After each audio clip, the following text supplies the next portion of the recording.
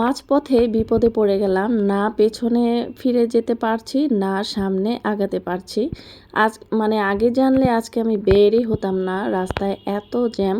তো আমি যেই পথে যাচ্ছি সেই পথের সামনে একটা সরকারি বিশ্ববিদ্যালয়, সেখানে হয়তো কোনো পরীক্ষা বা ভর্তি পরীক্ষা চলছে, এই জন্য চারপাশে এরকম জ্যাম বেঁধে আছে।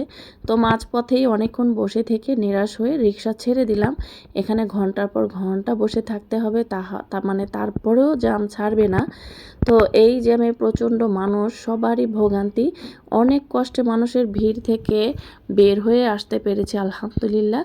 তো এখন আমরা হেঁটে হেঁটেই যাচ্ছি। তো আজকে হচ্ছে একটুখানি সময় পেয়েছি, আগামীকাল থেকে আবার সময় পাবো না। বাচ্চার স্কুল শুরু, স্কুলে ছেলেকে নিয়ে আমাকেই যেতে হয়।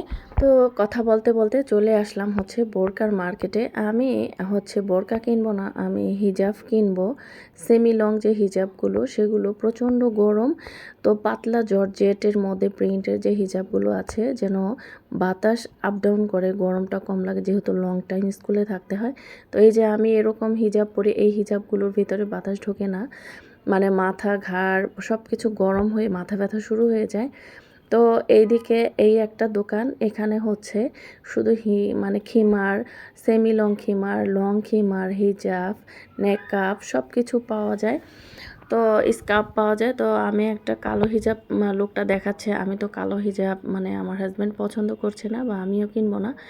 তো আমরা এখন দোকান চেঞ্জ করে অন্য আরেকটা বোরকার মার্কেটে চলে আসলাম। তো এইখানে হচ্ছে প্রচুর বোরকার দোকান, 50 থেকে 40টা বোরকার দোকান হবে এখানে। সব পাইকারি দরে বিক্রি হয়, খুচরা খুব কম, পাইকাররা কেনাকাটা করছে। তো আমার হাজব্যান্ড আবার বোরখা দেখতে চাচ্ছে, বোরখা কিনে দিতে চাচ্ছে। তো আমি বললাম যে আর বোরকা লাগবে না, যা বোরকা আছে সেগুলোই পরি। তো এই বোরকাগুলো আমার হাজব্যান্ড পছন্দ করেছে, এগুলো হচ্ছে একটু মোটা কাপড়ের, যেহেতু সামনে অনেক গরম নামবে সেজন্য আর কিনলাম না। তো আমি 2টা হিজাব কিনে নিয়ে আসলাম। এগুলোকে কি বলে, স্কার্ফ হিজাব না খিমার স্কার্ফ, আমি জানি না। তো পছন্দ হয়েছে, আমার কাছে কমফোর্টেবল লেগেছে। তো হাতার এই দিক দিয়ে একটু ডিজাইন আছে, তো এইগুলোর ভিতর দিয়ে একটুখানি বাতাস মুভ করবে। আর এই যে আরেকটা কিনেছি প্রিন্টের মধ্যে, এটা জর্জেট কাপড়ের মধ্যে। তো এগুলোর ভিতর দিয়ে আমি পরেই দেখছি খুব আরাম, ফ্যানের বাতাস দিব্যি ঢুকছে। এগুলো পরে 2-4 ঘন্টা বাইরে থাকলে তেমন একটা কষ্ট লাগবে না। আমি যে সিনথেটিক কাপড়ের ওড়না হিজাবগুলো পরি, তার থেকে ভালো কমফোর্টেবল। তো যাই হোক, বাসায় এসে পড়েছি, বছরের প্রথম বৃষ্টি, আর যে বৃষ্টির দমকা হাওয়া, ঠান্ডা বাতাস, এখন আমার কাছে মনে হচ্ছে রোজার আমেজ। রোজার মধ্যে যে একটা আনন্দ লাগে, রোজার মধ্যে সন্ধ্যায় বা সন্ধ্যার পরে ইফতারির পরে বৃষ্টি হয়, সেই রকম একটা লাগছে। তো সবাই ভালো থাকবেন।